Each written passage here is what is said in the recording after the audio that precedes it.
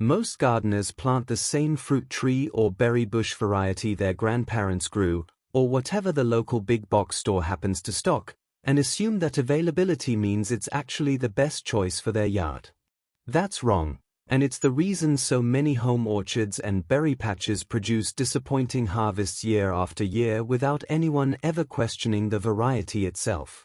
8 of the most commonly planted fruit tree and berry varieties in American yards are quietly outperformed by lesser-known alternatives that solve the exact specific weakness the popular pick struggles with.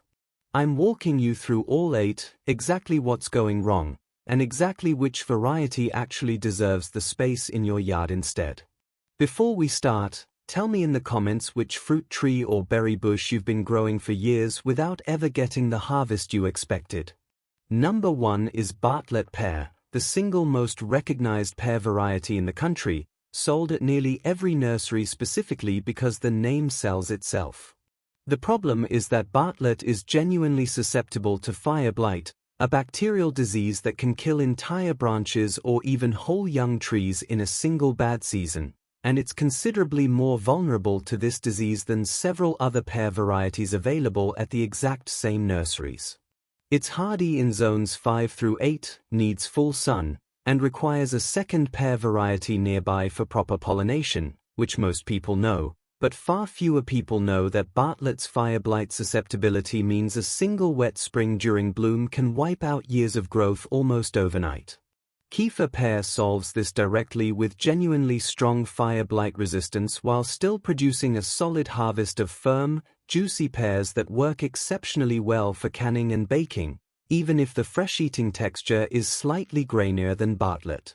If fire blight has ever taken out branches on a pear tree in your yard, or you're planting a new pear tree in a region with humid springs, this swap alone can be the difference between a tree that survives its first decade and one that doesn't. Number 2 is Elberta peach, a variety that's been the default peach recommendation for so long that most people don't realize it was actually bred back in the 1870s and has been gradually surpassed by newer varieties bred specifically to address its 2 biggest weaknesses: inconsistent chill hour requirements and significant susceptibility to brown rot.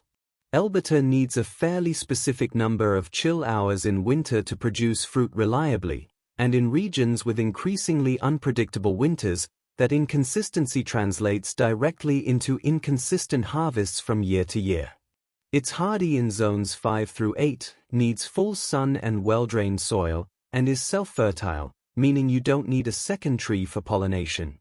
Red Haven peach solves both problems at once. It has a considerably more flexible chill hour requirement that performs reliably across a wider range of winter conditions, and it carries noticeably better resistance to brown rot, the fungal disease that causes peaches to rot on the tree right as they are approaching ripeness in humid conditions. Red Haven also ripens slightly earlier than Elberta, which in many regions means beating the worst of summer humidity that triggers brown rot outbreaks in the first place. Number 3 is Concord grape, genuinely one of the most planted grape varieties in American backyards specifically because of its strong, recognizable flavor and its long history as the grape behind grape juice and jelly production. The issue is that Concord is highly susceptible to black rot and powdery mildew in humid eastern and midwestern climates, requiring a fairly aggressive spray schedule to produce a clean harvest, which is more maintenance than most home gardeners realize when they plant it expecting a low-effort vine. It's hardy in zones 4 through 8, needs full sun and a sturdy trellis system, and prefers well-drained soil. Valiant grape offers a very similar flavor profile, genuinely close enough that most people can't tell the difference in juice or jelly, while carrying meaningfully better disease resistance and considerably improved cold hardiness, making it a stronger choice specifically for gardeners in zones 4 and colder where Concord sometimes struggles with winter dieback on top of its disease vulnerability. Now here's something worth knowing before we go further.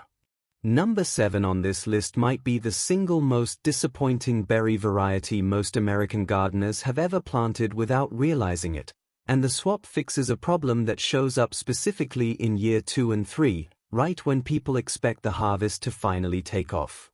I'll get to it, but first, Tell me honestly, have you ever planted a fruit tree or berry bush, waited the full time it takes to mature, and still ended up disappointed by the actual harvest? Number 4 is thornless evergreen blackberry, marketed heavily around the promise of no thorns, which sounds like an obvious upgrade over traditional blackberry varieties. The trade-off that doesn't make it onto the plant tag is a noticeably tartar, less complex flavor compared to some of the newer thornless varieties, along with a shorter overall fruiting season that wraps up earlier in summer than gardeners often expect. It's hardy in zones 6 through 9, needs full sun and a trellis system for the sprawling canes, and requires consistent watering during fruit development.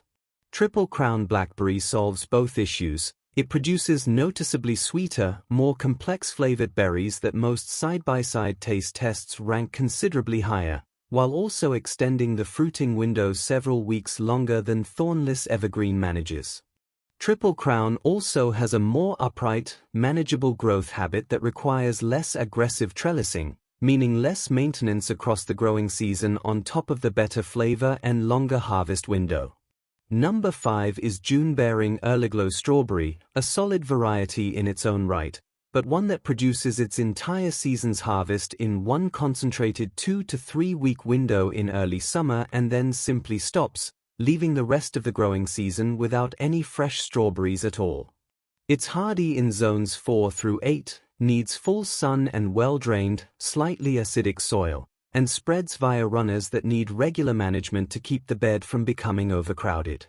Albion Strawberry, an ever-bearing day-neutral variety, solves this concentrated harvest problem entirely by producing strawberries continuously from late spring through the first fall frost instead of one single flush, giving you fresh strawberries across most of the growing season rather than a brief early summer window followed by nothing. Albion also produces notably larger berries with a firmer texture that holds up better for fresh eating compared to some other ever-bearing varieties that sacrifice size and firmness for that extended season. Number 6 is Meyer Lemon, wildly popular in home citrus growing specifically because of its sweeter, less acidic flavor compared to standard lemons, and its relative cold tolerance compared to other citrus varieties. The problem that catches people off guard is that Meyer lemon is genuinely more susceptible to citrus greening disease, a bacterial infection spread by a specific psyllid insect that has devastated citrus groves across parts of the southeastern United States over the past 2 decades, and once a tree is infected, there's no cure, only removal.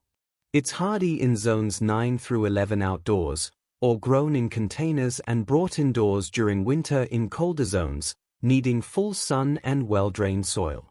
Improved Meyer lemon, a virus-indexed version of the same variety developed specifically to address disease vulnerability, offers the exact same sweet flavor profile and cold tolerance while carrying meaningfully improved resistance to the specific viral issues that plagued the original Meyer lemon stock for decades. If you're purchasing a Meyer lemon tree, specifically requesting the improved variety by name at the nursery is one of the simplest disease prevention swaps on this entire list. Number 7 is the berry variety I mentioned earlier, standard red raspberry, specifically older varieties like Heritage that were the default recommendation for decades. Heritage is a solid performer, but it's genuinely more susceptible to raspberry cane blight and root rot in poorly drained soil than several newer varieties, and the specific problem shows up exactly in year 2 and 3, right as the planting matures, when root rot in wet spring soil can quietly kill entire canes before they ever fruit, leaving gardeners confused about why a mature planting suddenly produces less than it did the year before. It's hardy in zones 4 through 8, needs full sun and consistently well-drained soil, which is precisely the condition many home gardens don't naturally provide without raised beds or amended soil. Caroline raspberry solves this with genuinely improved root rot resistance along with a considerably longer fruiting season, since Caroline is a full-bearing variety that can be pruned to produce 2 harvests per year instead of Heritage's more limited single summer flush, giving you meaningfully more total fruit from the same planting footprint across a full growing season. Number 8 is Bing Cherry, the single most recognized sweet cherry variety in the country, but one that comes with two significant drawbacks most home gardeners don't fully understand before planting. Bing requires a second, compatible cherry variety nearby for pollination, and it's genuinely prone to fruit splitting if rain occurs right as the cherries are ripening, a problem that can ruin an entire harvest in a single bad timing rainstorm. It's hardy in zones 5 through 7, needs full sun and well-drained soil, and has fairly specific chill-hour requirements that limit where it performs reliably. Stella cherry addresses the pollination issue directly by being self-fertile, meaning you don't need a second tree at all, which matters enormously for anyone with limited yard space who still wants sweet cherries. Stella also shows somewhat improved crack resistance compared to Bing, though no sweet cherry variety is fully immune to splitting in genuinely heavy rain. The improvement is still meaningful enough to reduce how often a single rainstorm costs you the entire season's harvest. That's all 8. Every single one of them among the most commonly planted fruit trees and berry varieties in American yards, and every single one of them quietly outperformed by an alternative that solves the exact specific weakness built into the popular pick. Fruit trees and berry bushes represent a bigger investment than a single season of vegetables, both in money and in the years it takes many of them to mature and produce a real harvest, which makes getting the variety right from the start considerably more valuable than it is with something you can simply replant next spring if it disappoints you. If any of these explain a fruit tree or berry patch that's underperformed in your own yard for years without you ever understanding why, that's exactly the kind of information this channel exists to deliver every single week. Tell me in the comments which of these 8 you're planning to swap, or if one of these explanations just solved a multi-year mystery in your own yard. And if this saves you from investing years into another disappointing fruit tree or berry bush, that's exactly why subscribing matters, because every video on this channel is built around giving you the specific fix, not just a vague warning without an actual solution attached to it. The next video takes this exact same direct swap approach into the herb garden, covering the popular culinary herb varieties that quietly underperform in flavor, hardiness, or productivity compared to alternatives most American home cooks have never even tried.